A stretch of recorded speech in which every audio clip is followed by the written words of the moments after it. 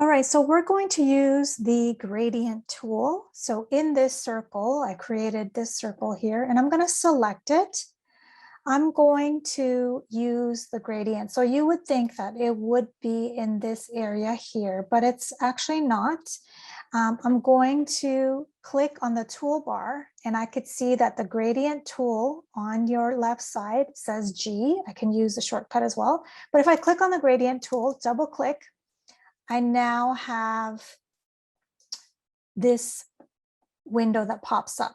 Now I have several options. It gives me the type. I have linear options, radial, and freeform gradient. So for a circle, I'm going to use the radial gradient.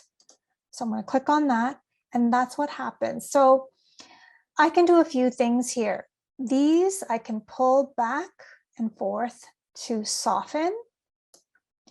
This I can also, this black handle here, I can pull as well to play with that. So I can change the size and width of my gradient. Same thing with this, I can change it, the size of it. And down here, when I hover over this, this just rotates the object. Now, same thing down here in this area. I can extend this area here. You see how it kind of changes in this circle. Okay, so now what if I didn't want black?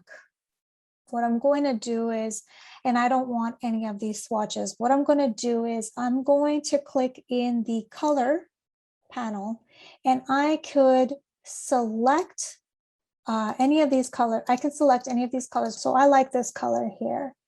Now, this is the color I want to use in here.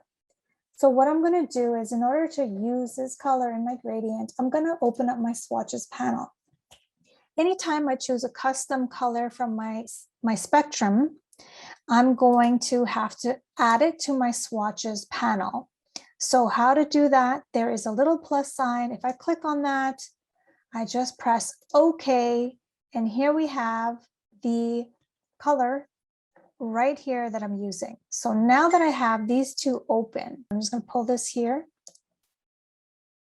I can now take this, I can click into here, it'll give me the gradient, but I can now click on this swatch that I added and drag it and click into the plus sign, or where this black dot is. So I have changed the color. So make sure that, let me do that one more time. Make sure that if I do this and click, maybe I do want the black still in there. It's up to you what you want, but I personally don't want the black in there. So what I was doing was replacing the black. So what I would do is click and drag, drop it right on the black circle, which removes the black, and there I have a different color, also custom color.